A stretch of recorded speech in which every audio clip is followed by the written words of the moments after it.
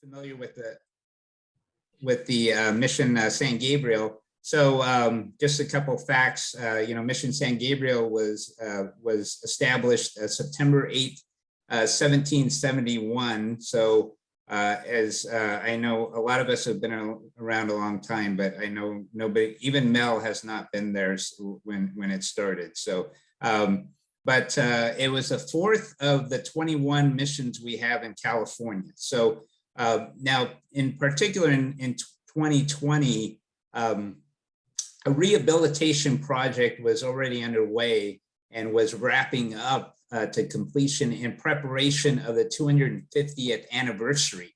And so the mission was just about to getting ready to reopen, celebrate the 250th anniversary. And as most of you are familiar, on July 11th, 2020, a fire broke out in around 4:30 a.m. and it started in the second floor, the choir loft area, caught the roof on fire, the ceiling, and worked its way towards the front altar. And luckily, a lot of the major portions, like the reredos and the altar, were saved from significant fire damage. But obviously, it was an unfortunate situation, and here we are. So after that, we had started a rehabilitation project. About a year ago, we did have a WCAPT webinar that talked about the project, but that was just as the project was getting underway. So we thought it'd be great a year later, and we're a lot further along. We'll give you some more updates of what is going on. So right now, we were able to rebuild the roof. So the roof is completed. The ceiling work is almost completed and almost ready for complete refinishing. A lot of the exterior work is done. And now we're into more of the decorative aspects, the conservation aspects of the project. So we're excited to present that to you today. And we're going to be able to open up the mission later on this year. So that's exciting. So I just want to introduce you to the project team. So we have Mel Green, a structural engineer. So Mel specializes in historic buildings. Mel has rehabilitated many historic buildings through his career. And in fact, he was the one engineer that did the original rehabilitation and seismic retrofit of the mission back in 1989 and 1990. So this is his second time around on the mission. And we also have Drisko Architects, Drisko Studio Architects. So we have Kaitlin Drisko and Bob Knight with us today. And so Kaitlin and Bob are they really specialize in heritage architecture and are the architects for the rehabilitation. So we're excited to hear a lot about what their processes of investigation and how they're restoring the mission. There's a couple of members of the team that aren't speaking here today. RLA conservators, I just want to mention Christina Barvi and Sonia Jerez-Fraj. They're the conservators on the project, and they're working on some of the more sensitive parts of the project, paint investigation, and also the restoration of some of the elements like the reredos. So because of the short format of the webinar, we thought it'd be great to just focus on the architectural and structural today.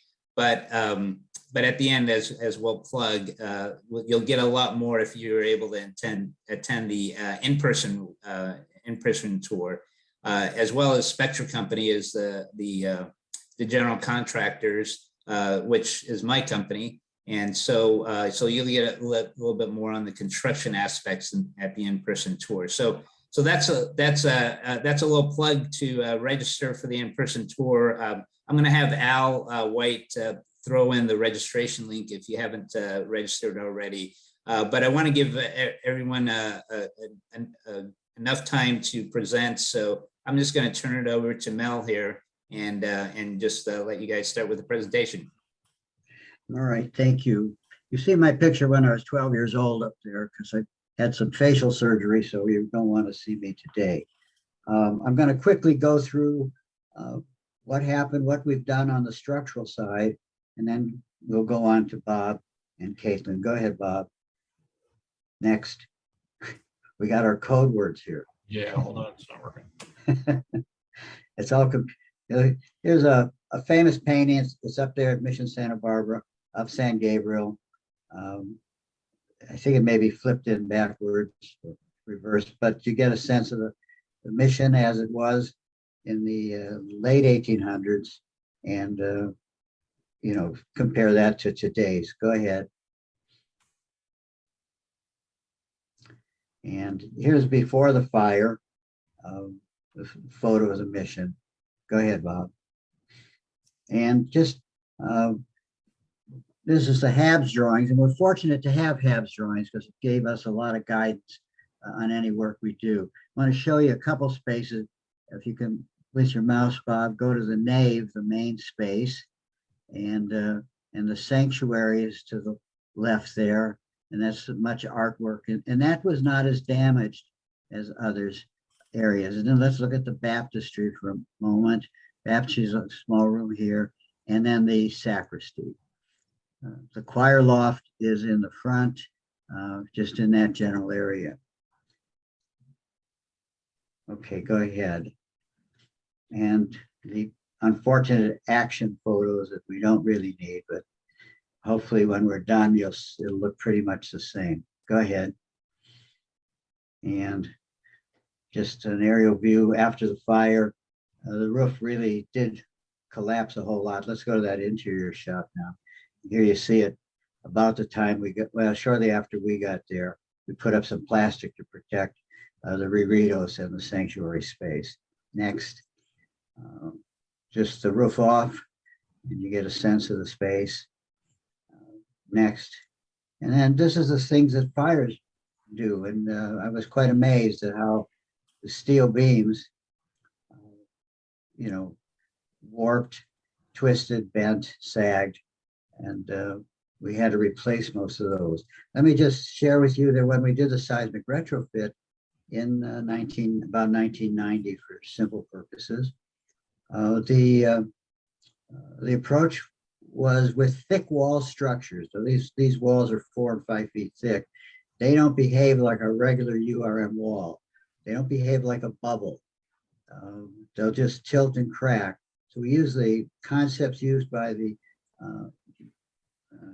nuclear power plant containment vessels to do our design and braces. So you see, that's why the steel is up in the attic. Steel is not visible in space. Go ahead, Dick. I mean, Bob, sorry. And here, going up there and working and getting the new steel in and stuff like that underway here. Next. Then it had a wood truss roof. Not sure it was too rational a truss.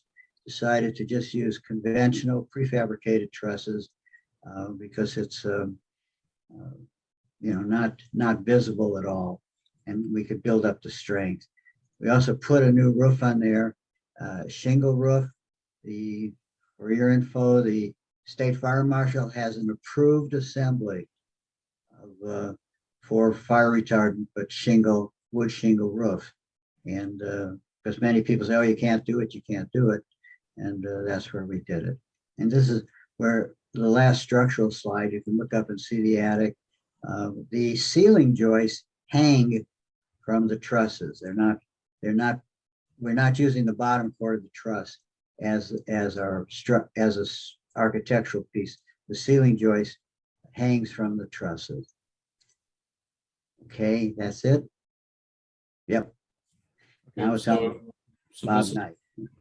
This is Bob Knight. I'm going to run through our how we put back the historic woodwork. And so the condition here as the fire took off the ceiling and at the top of the walls, the frieze and these corbels that run down the pilasters.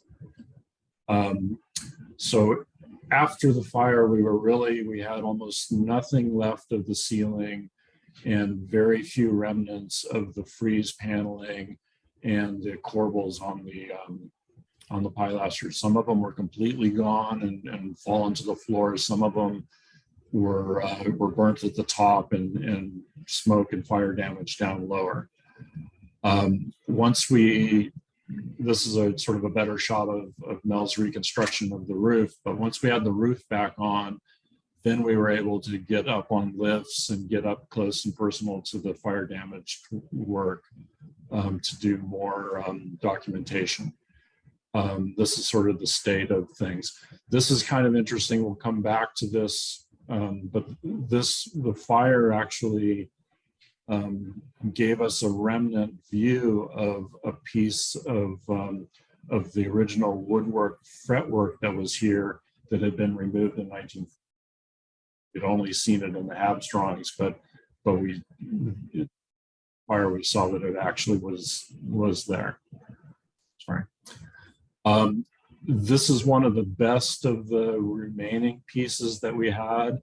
And Spectra, during the cleanup phase, made us a nice clean slice through this so that we could really see how this paneling was built, the original paneling. And we later took this down, and you'll see other photos of that. This is one of the best of the corbels that was left, badly smoke damaged, but in good condition to use as a model for the reconstruction. We went back to the Habs drawings and compared how they were documented in 1934 and 1935 to how the details were documented to our fire damage remnants, and found that these drawings were actually, even though they were small scale, they were done really well and gave us a good notion of the profiles.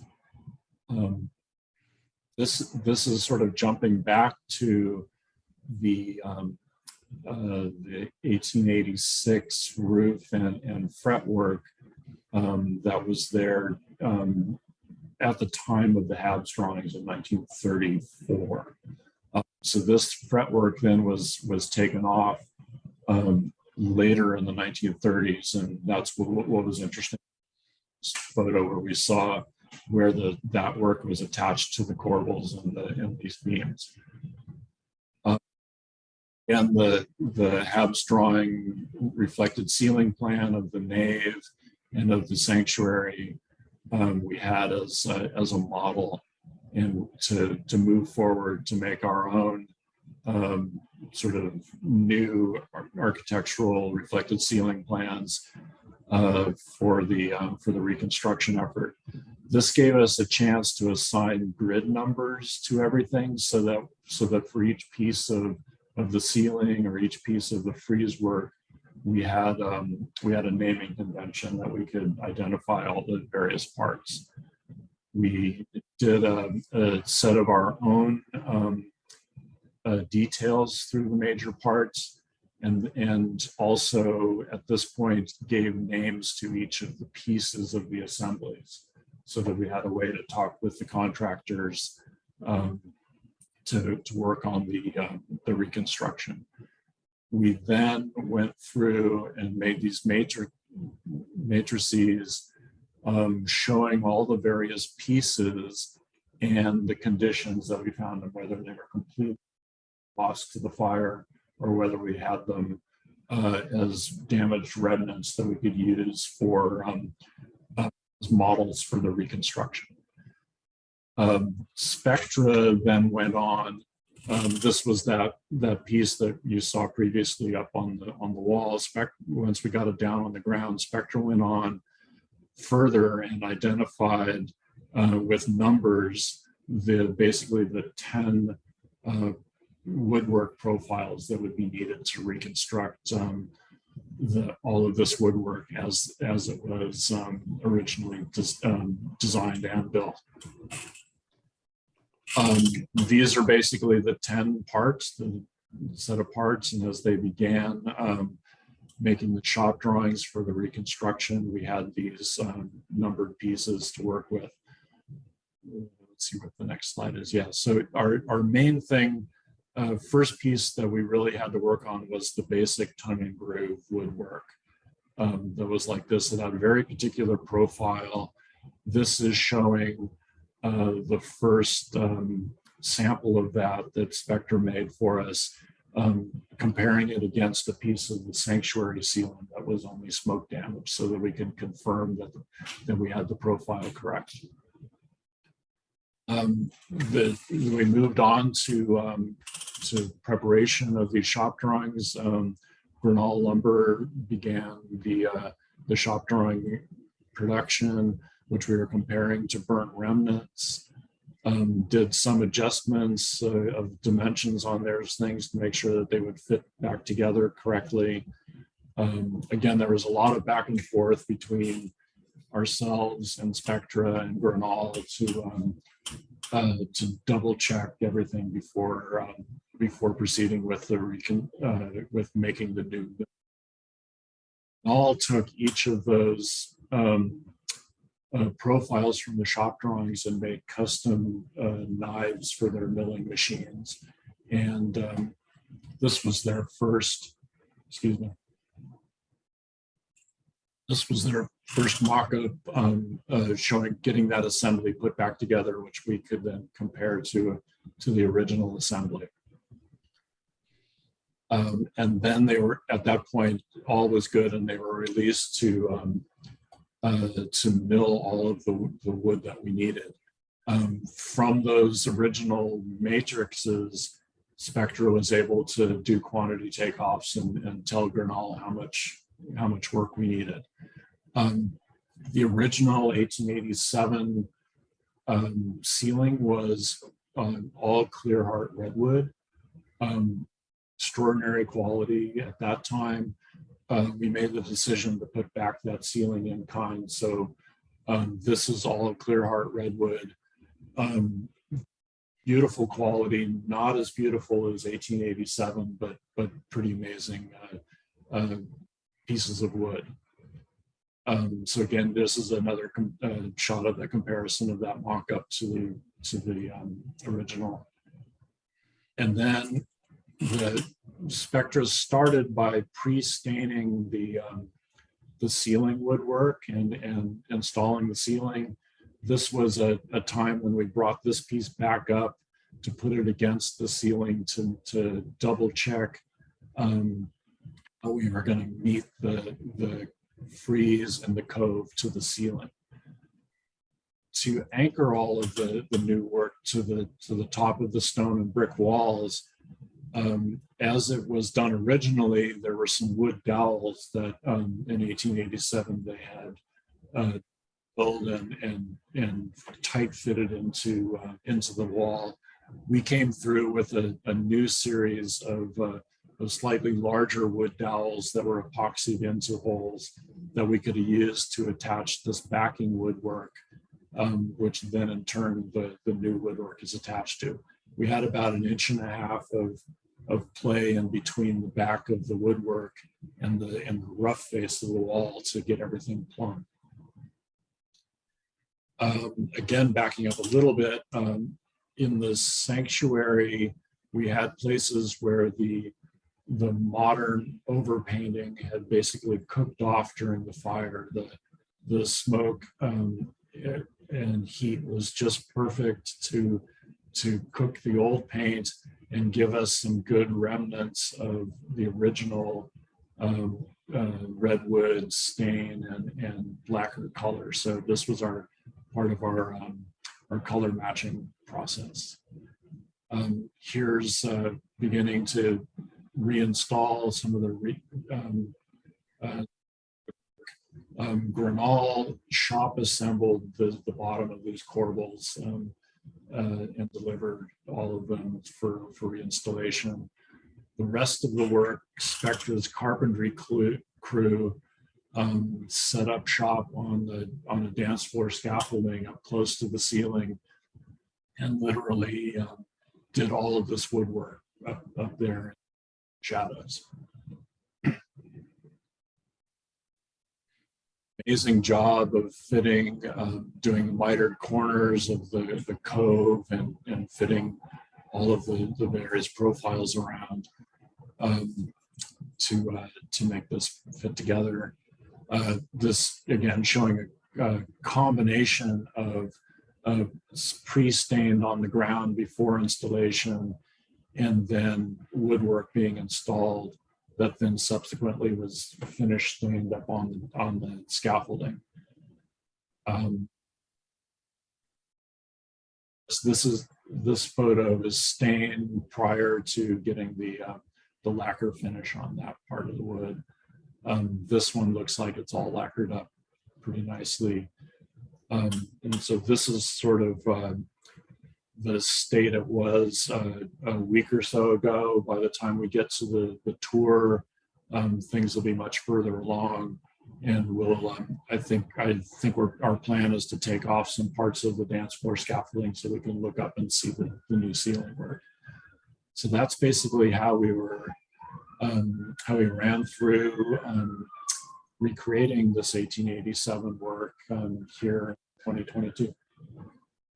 So I'm now going to pass off to Kaitlin Drisko to talk about our historic interiors analysis.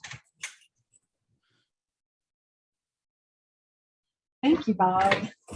So this is just an amazing opportunity to be able to work on a building with such a history. So I'll walk you through how we began establishing our palette for restoration of the interiors.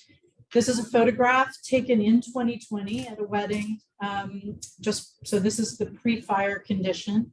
You can see the woodwork that Bob is talking about up in here had all been over-painted.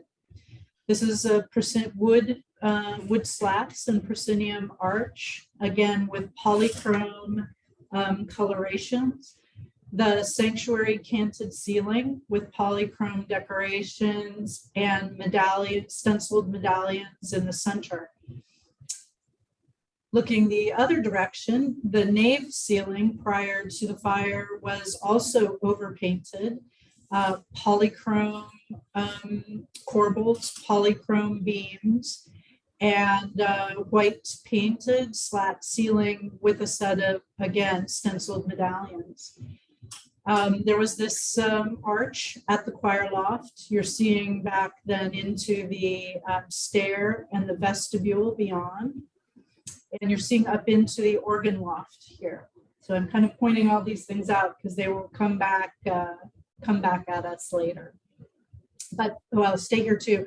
Also, please note that the piers on which these corbels that Bob was describing are mounted are an alternate color to the wall surface. They're a tan, and the polychromy is all in shades of green, ochre, gold, red, and some green blue coloration.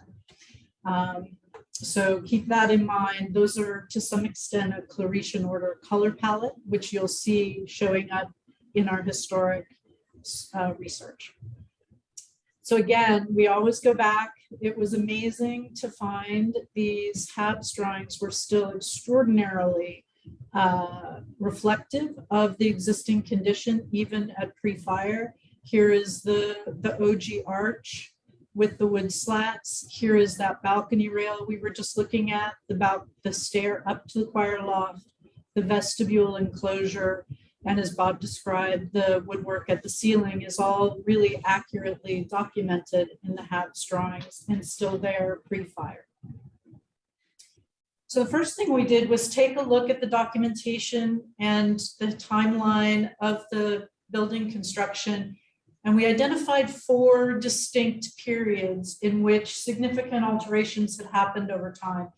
This is part of our process to allow us to analyze some of the documentation and paint analysis that we were doing. Period 1 being the oldest time period, up through when Mission St. Gabriel was transitioning between the Franciscan order and the Claretian administration. And one thing to note, St. Gabriel was not abandoned by its congregation. This is very different from the other missions. Although it had gone through a set of earthquake and earthquake repairs, it was not one of the abandoned missions as so many of the other ones were. So by 1886, as Bob was describing, was a major alteration to the structure, the addition of the wood framing at the ceiling, the addition of all the woodwork you were just seeing. And that was all pretty accurate, very accurately documented by 1934 in the Habs drawings. Period 3 was an interior painting, significant redecoration, which you'll see, including some stencils and painted ornamentation. And then period 4 began in 1960, which is pretty much exactly the period, the coloration that you see in the pre-fire conditions in 2020. So we started by establishing these, and you'll see in the documentation how we used those periods to analyze how we wanted to rehabilitate the interiors. So I'll go through just some highlights of each of these periods.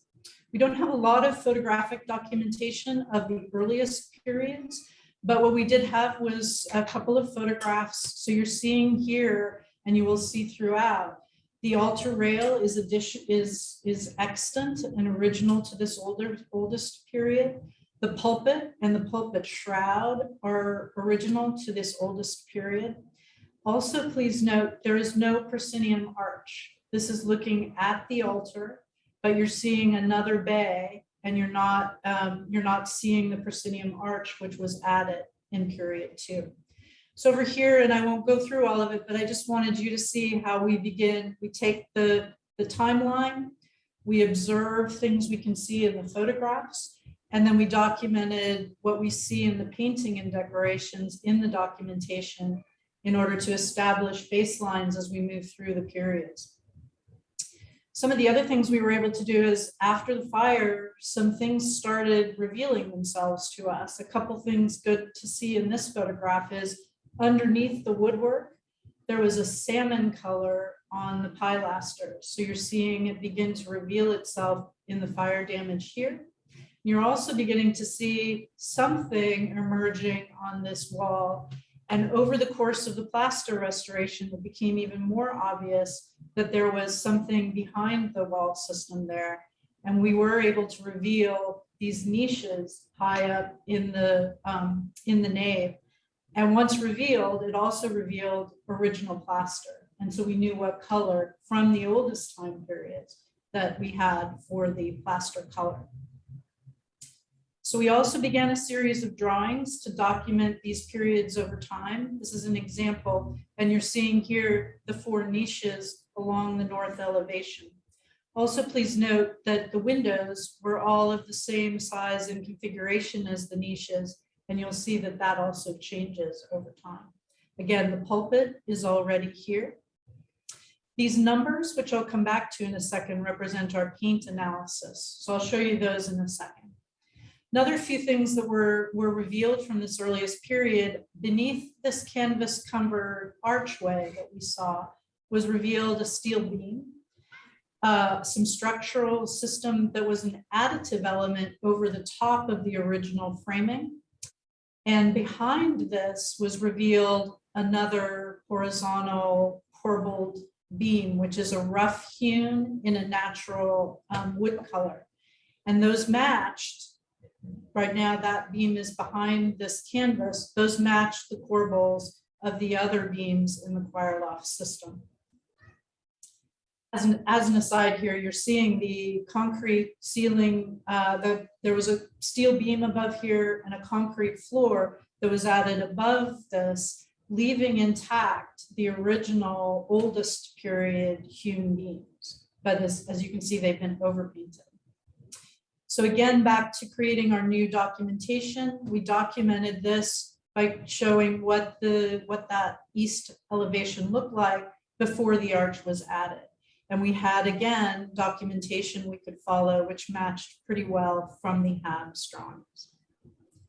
Another part of our analysis was we did some exposures of some paint by Rosa Lowinger Associates and a very in-depth paint analysis by Longevity.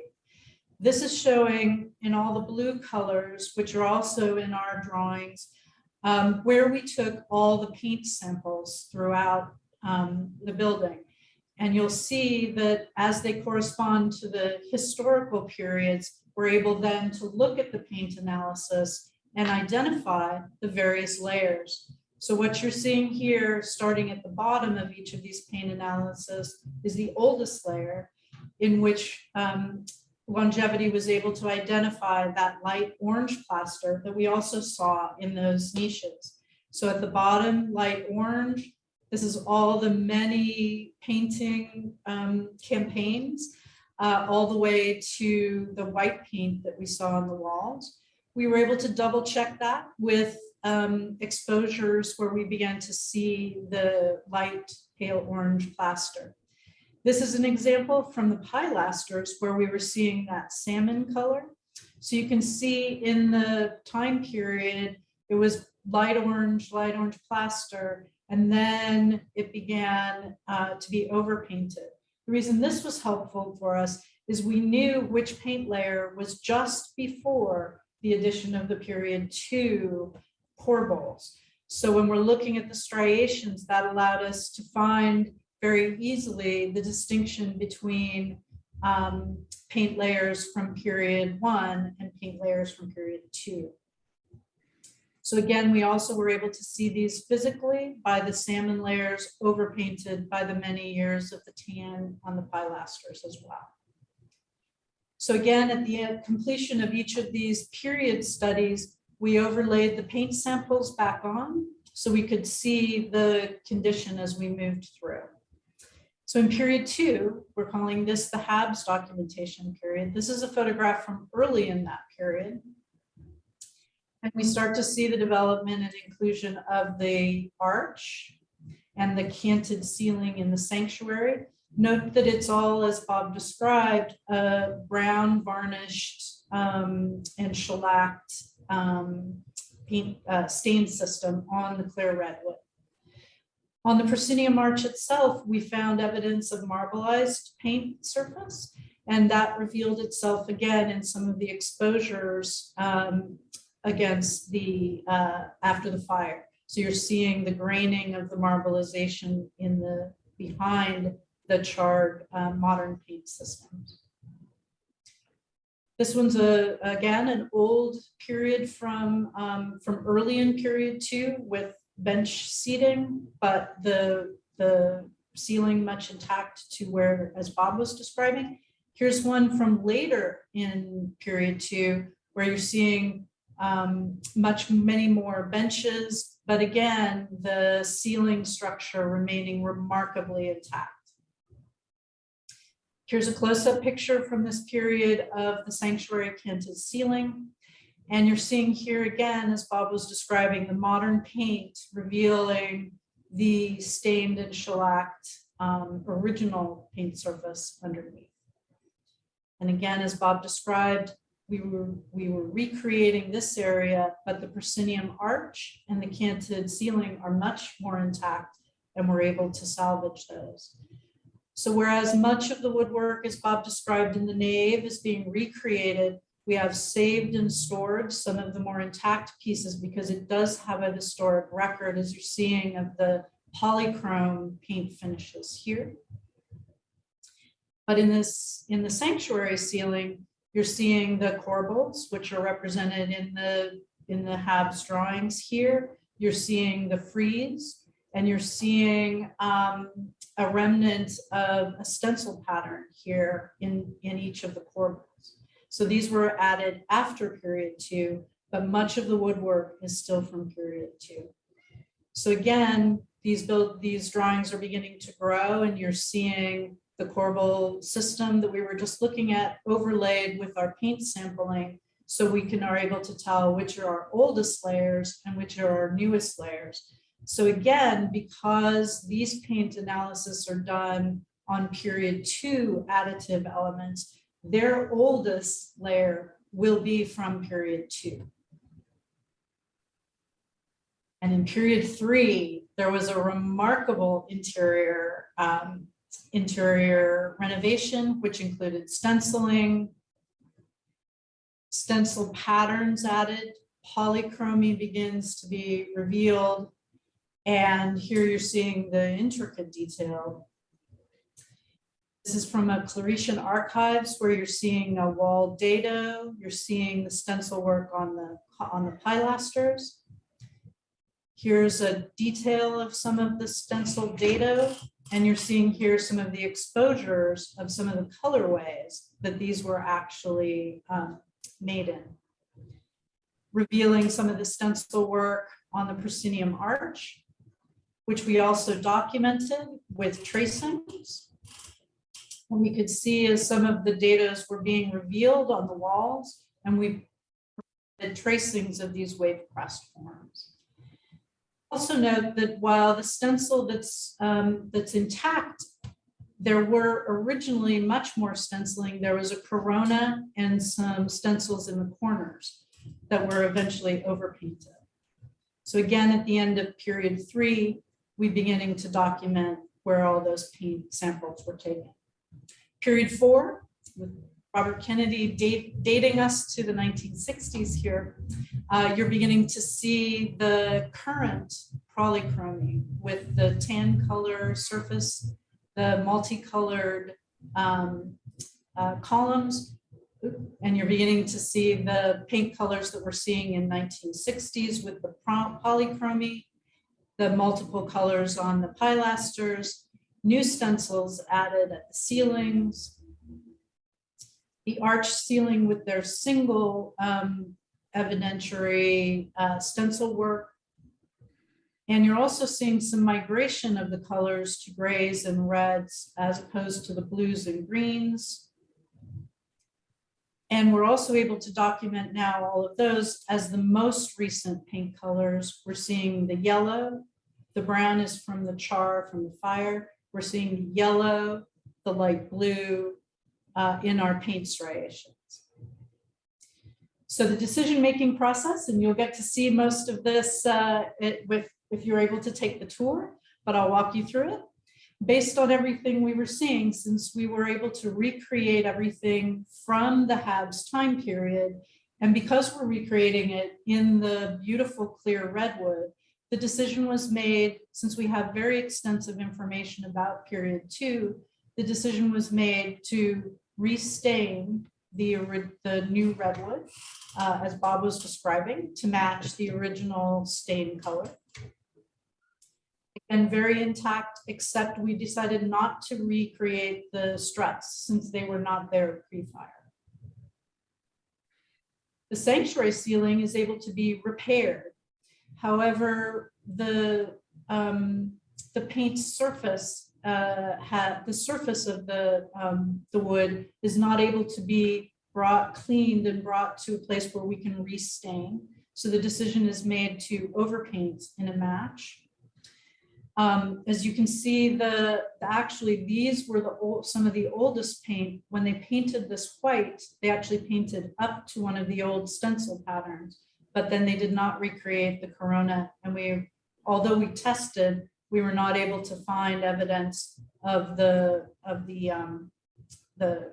corner details. We made an attempt to clean to see if we could bring it back to a place where we could restain it. But we found that in that process, we were damaging the wood to an extent that that really didn't seem appropriate. And more importantly, we were actually potentially removing historic evidence. It does appear that these frieze elements up in the sanctuary originally had a floral painted pattern. And as we were cleaning the latex, the modern paint off, we began to see evidence of that floral painting. So we decided to stop, and we would leave the rest of the frieze panels intact for future researchers who would want to perhaps go back and find evidence of the original this original floral pattern. Similarly, for these ornaments, the decision's made to keep as much and stabilize as we can, and then overpaint, which provides a protective coating for these stencils. At the proscenium arch, proscenium arch, the decision is to do a single color to overpaint and stabilize the stencils that we know are behind there. It's very difficult to reveal the stencils. And then last couple of examples that you'll see in place is, as you can see, a lot of the woodwork in the period 4 had been overpainted with a green color. In our evaluations, we found that this was all originally a brown tone. And you can see that here's the modern green paint layer. Here's the original wood with varnish. And again, the green with the original wood with varnish. So the decision has been made, and you're seeing here what you'll see in the field. The decision's made to recreate the brown color. And we've recreated the early white color of the stair. And here you're seeing us do our sampling for all the different whites. Similarly on the windows had been originally a brown varnish. And remember now, the oldest paint color is from the period 2, so that was stained with varnish. We saw both physical evidence and paint analysis evidence that that wood had also at some point been green, but had been overpainted for many, many years with white. And that revealed itself in both sanctuary and nave sampling. We were also able to find the original stain on the undersides. Once we were able to remove the windows, we could find the original stain and we matched that color. This is the kind of last example of an interesting piece. This was where the fireman cut through the south door. We had both the door intact and we had the piece that they had cut out. And we felt that was an important component of the history of the place. So what you're seeing here is Spectra has very carefully reintegrated the original cut piece so that we kept that little piece of history for the 2020 fire. And again, we were able to find some places as we dismantled that door and as Spectra was restoring it, we were able to find some of the original paint and stain color. So this is just showing a matrix of how we presented this information back to both the Archdiocese and for Spectra to match their paint colors. We matched them to Munsell and then we matched them to a modern paint color. Some of the things you'll see out there still intact are the pulpit. And at some point in the 1960s, this more Renaissance, figuration was overpainted over what was originally the star pattern from period 2. And if you can believe it, in the fire, the water dissolved a portion of the Renaissance design, overpaint the fleur-de-lis and revealed the star pattern below.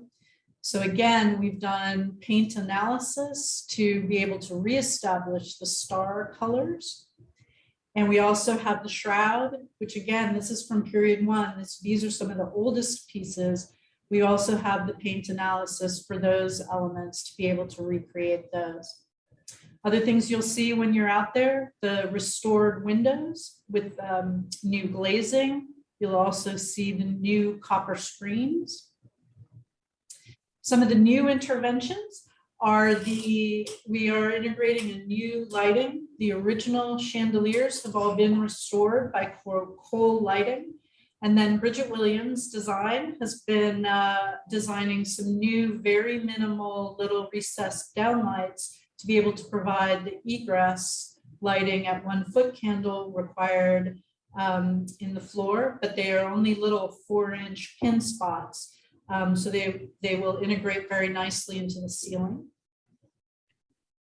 Other components we're introducing is up in the choir loft, this was the old configuration for the organ. And with Nelson Dodge, we've been able to design new organ cabinetry, much smaller, that will just lay flat against these back walls and reveal the full choir loft for the future. So when you're there, this is us beginning to lay out infrastructure, which is behind, which you'll see some exposed and some behind the new frieze elements. This is where the new cabinetry will be installed, and you will not see any of the infrastructure, the conduits, because they're behind the new frieze panels that Bob described. And I think, tell me if I'm wrong, I think you will see the front of the mission without the scaffolding for June. Is that correct? Who Yeah, knows? that's correct. Okay, so that completes the presentation of the interiors. And as you're seeing, they're reestablishing the ironwork on top and Spectra and Drisko studio, and we all look forward to seeing hopefully many of you at the tour.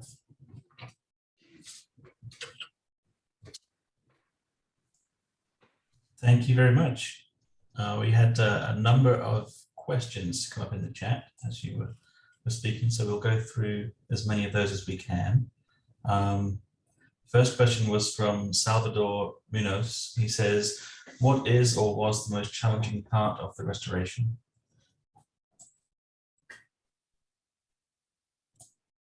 Me? Okay, I'll take that one. It was actually making these decisions. If I say so myself, Mel and Bob and the Archdiocese were all involved in how to decide to represent the mission after the restoration, whether the pre-fire condition was the appropriate rehabilitation phase, or whether the HABS period was appropriate. The decision was made, as with the rest of the site, that the HABS period is the appropriate way to present this to the public, as it does meet also the way the entire site is being restored. Mel, what's your take on that? No, I concur. Careful decisions, hopefully, and great amount of discussion to determine which way to go. And I think we were very careful always to follow the Secretary of the Interior standards. And like, as you said, the period of significance we think that we could document was the HABS period. Okay, so the next question, well, first we had a comment from John Fiddler. So he was noting our 3 decimal going to the joinery dimensions to 3 decimals. So knowing John, he would have gone at least 2 decimals and value engineered the project, but good comment there. But the next question from Patrick Moffett is, how do you test stone and brickwork in any Adobe structural integrity? Well, we don't have, for stone work, we don't have a test method.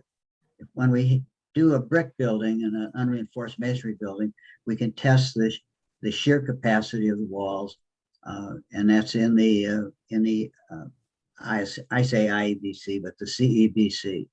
When it came to stone, we're using some arbitrary values, conservative arbitrary values that are also in the code. And when I say the code, I mean the California Existing Building Code, Appendix Chapter A1, which is seismic retrofit. So we really use those values for shear, and then the height to thickness ratio is really not significant on the way we modeled this. And we did model it in ETABS and shook it on the computer and came up with our values for design. But being a little conservative, I thought they seem like low numbers, so I tripled them just to be, so we had enough anchor bolts, because I'm a believer in anchor bolts. That's very reassuring. Amy Ollendorf asks, were any signatures or other special clues from the original Native American builders found? So far, no. We found the stenciling from the 30s, and the oldest time period we could identify a paint remnant from was that salmon colored on the piers. However, again, part of our rehabilitation strategy was to leave as much as possible intact, including Spectra did an amazing job of patching, plaster work, and anything that's being covered is anything that has a new finish. We're trying to retain all of the finishes beneath that, so that someday, if there's the ability to survey for even older layers, that would be helpful. I should say we did try, and Al even tried a little bit through some of his techniques to see if we could detect anything beneath some of the oldest layers of paint, but we weren't able to identify anything that we could really get a hold of and explore. Okay, great. The next question is from Teresa. I'm guessing the original stain and paint finishes were linseed oil based. If yes, are the new finishes linseed oil? If not linseed oil, what type of stain and paint was used? Oh, now you've got me trying to remember the submittals from a few months ago.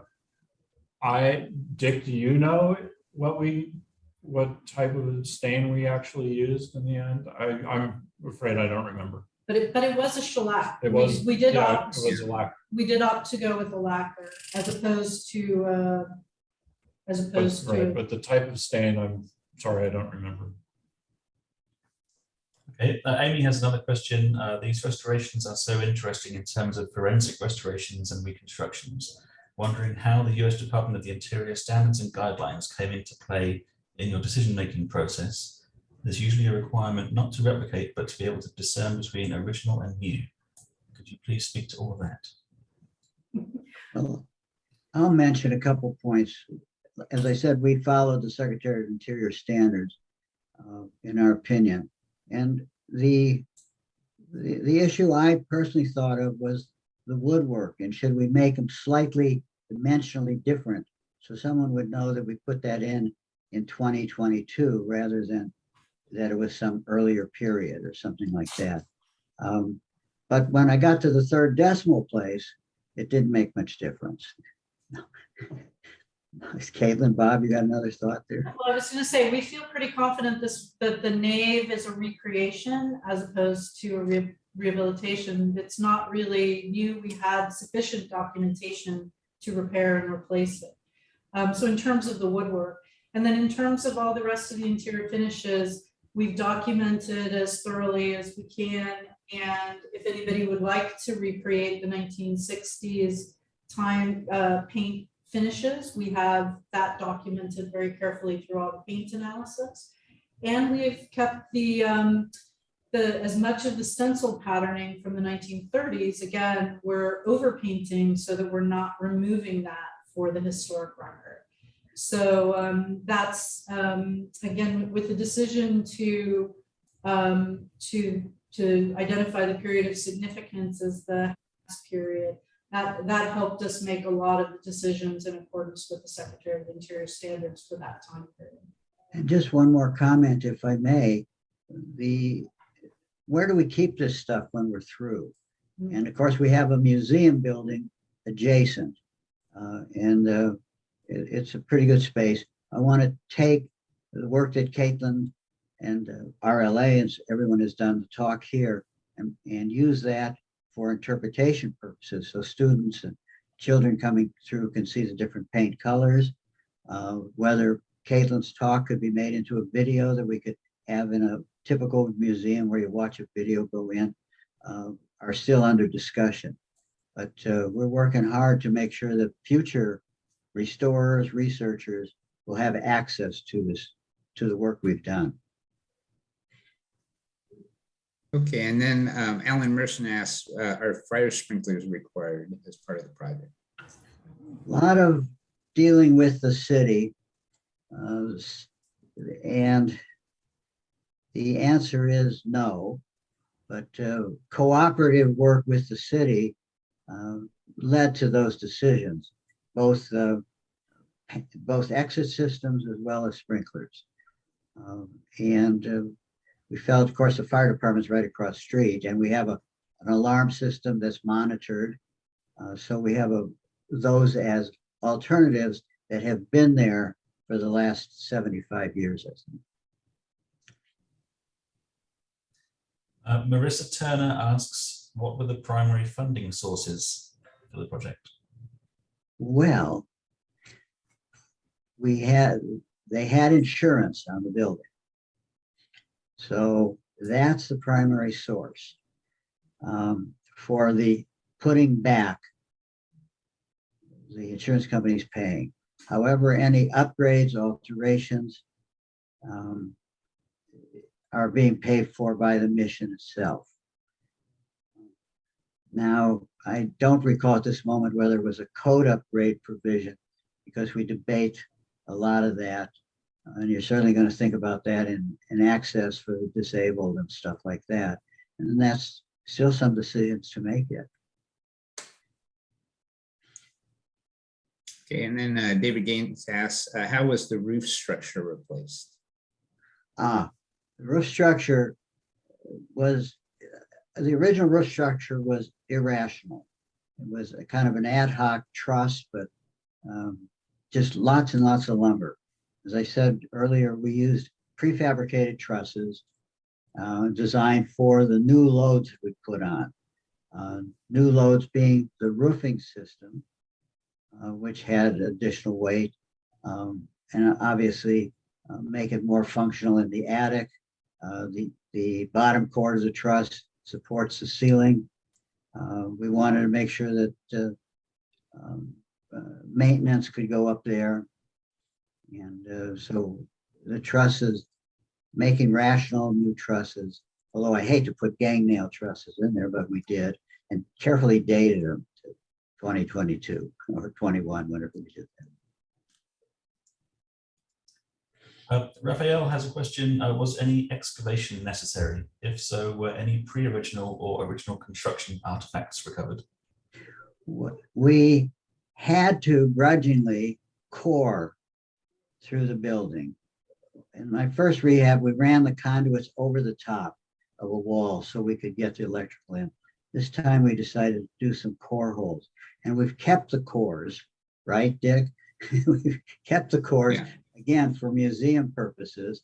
And we have one, sort of almost midway in the wall, and you can see the stonework there and so forth.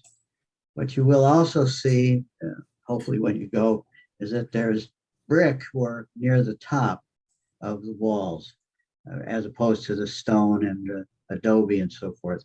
My speculation is that in the period 1835 to 1875, there was some erosion of the stone walls and alterations.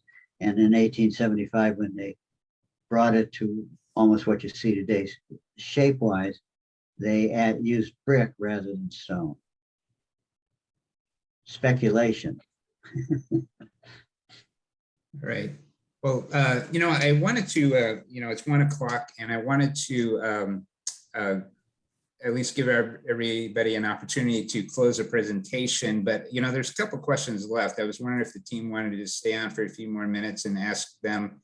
But I'll go ahead and that's okay. And then, I'll go ahead and give a blurb to plug to.